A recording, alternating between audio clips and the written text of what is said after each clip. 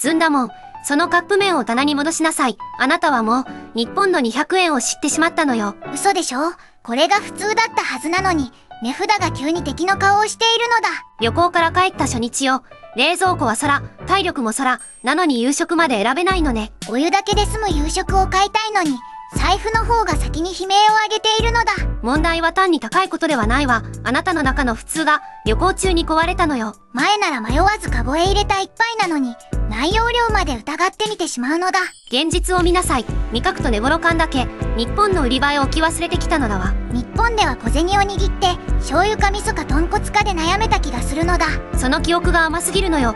安さだけでなく、選べた感覚まで持ち帰ってしまったわ。棚の端から端まで見ても、昨日食べた味の代わりが見つからないのだ。旅行中の幸福は短いけれど、更新された期待値は帰国便では消えてくれないわ。日本の売り場が幻みたいに見えるのだ。あの選び放題へ戻りたいのだ。戻れば買える。でも日常の夕食を再現するたび、旅費とは別の請求が始まるわ。左は日本で確認した売り場、右は帰国後の店。悩みの種類が違って見えるかしら。日本ではどれを買うか、こっちでは買うか諦めるか、選択肢が崖になっているのだ。ただし200円は魔法の全国一律価格ではないわ。商品と店舗と確認日が必要よ。思い出の値札だけで比べたら、旅の感動が数字を持ってしまうかもしれないのだ。だから次は、一杯の値段と中身を同じ条件へ並べて、壊れた基準を解剖するわ。感想で殴り合う前に、容量を揃えなさい。大きさが違えば値札だけでは比べられないわ。安く見えた一杯が小さくて、高く見えた一杯が大きいこともあるのだ。現地価格、内容量、100g あたりの価格、この3つを同じ画面へ置くのよ。通貨を円へ直せば、すぐ勝敗が決まると思っていたのに、まだ条件があるのだ。為替の換算日、税込みか税別か、単品かまとめ売りか、現実は見出しより細かいわ。数字を一つ出すたび、買い物カゴから夕食候補が消えていく気分なのだ。確認できた同時期の商品だけを並べるわ。都合のいい昔の価格は混ぜないことね。日本側も一種類ではないわ。確認した店の棚には、味と価格帯の軸がいくつもある。定番を買うか、安い一杯にするか、具材を優先するかで迷えるのだ。地域や期間を限った商品まで混ぜれば、選択肢は増える。でも常時あるとは限らないわ。今日は濃い味、明日はあっさり、その程度の気分まで商品が拾ってくれるのだ。売り場の多さを国全体へ広げないことよ。撮影店舗で確認した範囲として示すわ。一つの棚の豊かさを、日本中どこでも同じだと決めつけてはいけないのだ。それでも、その1店舗で日常食へ複数の選択軸がある事実は、十分に厄介だわ。海外側も分けるわ。廉価な現地商品、主力商品、輸入された日本商品は別物よ。輸入品だけ見て、海外のカップ麺は全部高いと言ったら雑すぎるのだ。ようやく理解したわね。比べるのは国民性ではなく、流通と税と商品設計よ。この店で昔から買う商品と日本から来た商品では値段の理由も違います。輸送や輸入の費用が関わり得ても、確認なしに上乗せの内訳まで断定はできないわ。夕食の選択肢が為替に食べられていくというのは比喩でも気持ちは本物なのだ。旅行前なら仕事帰りにこれを取り、絵札も味も深く考えませんでした。以前の自分なら買えたのに、今の自分が棚の前で審査員になっているのだ。高いか安いかだけではありません。味の方向まで日本の記憶と比べています。ネモは複数の帰国者体験をまとめた架空の人物よ。ここからは再現ドラマだわ。醤油の深さ、辛さ、具材の感じ、普通の買い物に旅行の記憶が入ってきます。思い出は無料でも、それを日常で再現する費用までは無料ではないのよ。日本では食べたい味を先に考えました。今は買えるものから考えています。選ぶ順番が逆転しているのだ。気分より先に財布が候補を削っているのだ。選択肢の数だけでなく、味や具材や価格を同時に選べた記憶が残酷なのよ。棚を見ると旅行中の売り場が頭に浮かびます。でもここにはありません。カップ麺一杯に旅の幻を重ねるなんて、帰国後の後遺症が重すぎるのだ。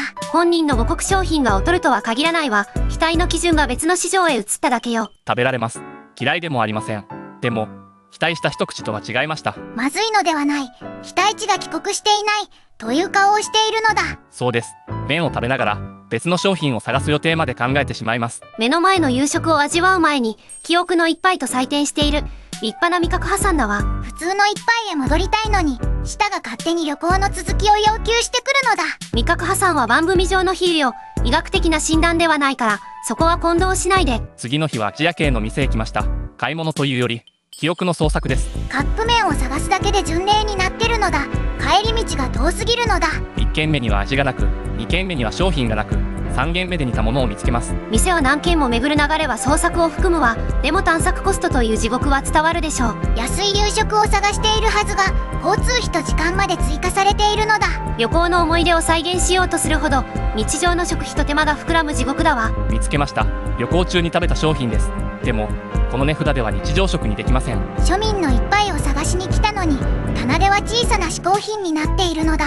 海外価格は撮影日か掲載日を確認できるものだけ使うわ。記憶の値札は禁止よ。買えば思い出に近づけます。でも毎回買えば夕食の予算から遠ざかります。安さに惹かれた料理を帰国後は覚悟して買う。この矛盾が怖いのだ。棚へ戻しなさい。救済ではなく帰る日常へ戻るための敗北を選ぶのよ。今日はやめます。あの味を買うには思い出に高い料金が必要です。手が棚の前で止まったのだ。買うか諦めるか、それだけで夜が終わるのだ。一方日本では急に明るいのだ。この売り場には悩める候補が多すぎるのだ。海外の探索地獄から日本の日常へ、ここでは悩みの意味そのものが変わるわ。昨日は味噌だったから今日は豚骨か塩か、それとも辛い味にするのだ。危機感が一滴もないわね。変える前提で味の順番だけを悩んでいるわ。どれも候補だから決められないのだ。諦めるためではなく選ぶために迷うのだ。向こうでは買うか諦めるか、こちらではどの味を選ぶか、落差を見なさい。同じ棚の前なのに片方は試練で片方は平和な贅沢になっているのだ。ここからは聖域の観察よ。まず確認した棚を味の方向ごとに分けてみるわ。醤油、味噌、塩、豚骨、辛味、食べる前から下の行き先を選べるのだ。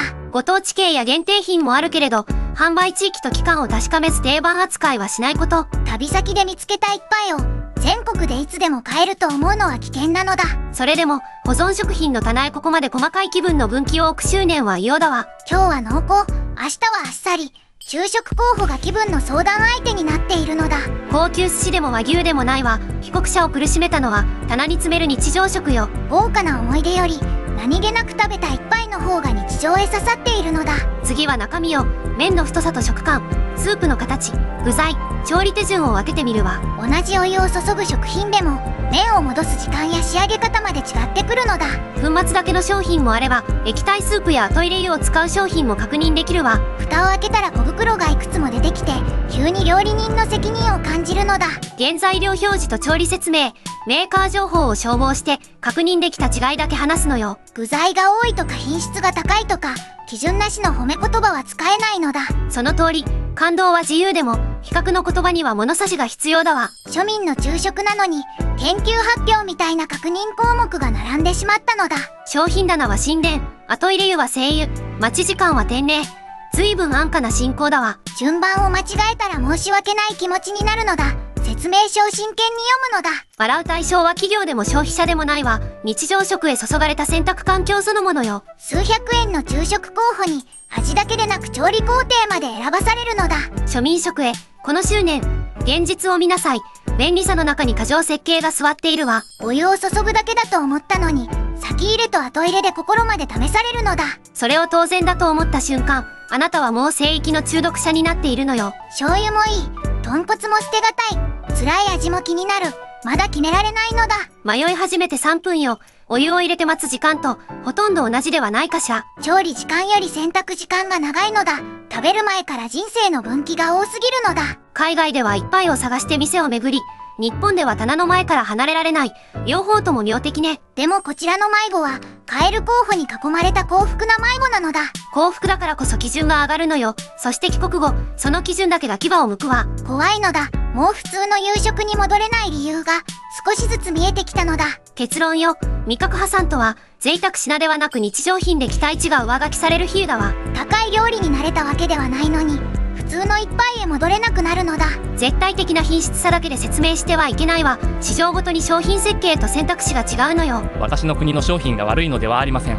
私の期待が旅行前と違います。日本商品の海外価格には輸送、輸入、税、為替、小売費用が関わり得るわ。関わり得る要因であって一つだけを犯人だと決めつけてはいけないのだ。対象国と商品について確認できた範囲だけ話すこと。構造は推測で断定しないわ。日本の価格をそのまま期待するとこちらの流通条件との違いで苦しくなります。旅行中の値幌感と帰国後の価格条件が一致しない。それが地獄の入り口だったのよ。味だけを持ち帰ったつもりが、売り場の豊かさと価格感覚まで入っていたのだ。しかも記憶は楽しかった旅と結びつくわ。一杯の味以上に美化される余地があるの。だから棚を見るたび、商品ではなく日本旅行の続きまで探してしまうのだ。今日は現地の商品に卵と野菜を足します。今ある一杯を工夫して食べます。現実的な妥協なのだ。思い出を完全再現せず、今の食卓を救っているのだ。ようやく賢くなったわね。市場の違いを受け入れれば毎晩の巡礼は終えられるわ。でも日本の商品を見つけた日は多分値札の前で長く悩みます。未練までは帰国させられなかったのね。期待値の傷は思ったより深いわ。僕も海外移住を考えていたけれど、即席麺の棚を見てから決めるのだ。移住先を食文化ではなく即席麺の棚で決める。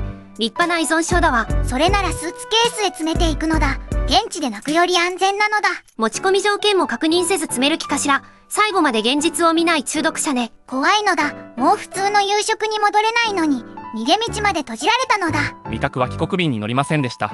でも暮らし方は少しずつ戻せます。それが唯一の救いね。思い出は残しても毎日の予算まで旅先に置かないことよ。高級料理ではなくたった一杯の保存食品が帰国後の日常を壊したのよ。安くて身近だったからこそ、戻れない基準が毎日の食卓へ刺さるのだ。次回も海外では異常に見える日本の庶民の日常を観察していくわ。次はどんな普通が旅行者の財布と味覚を壊してしまうのか怖いのだ。具体的な商品はまだ秘密よ。あなたの日常にもすでに聖域があるかもしれないわ。味覚破産する前にチャンネル登録して次の異変へ備えるのだ。もう手遅れかもしれないけれど高評価も忘れずに押しておきなさい。僕は非常食棚を確認してくるのだ。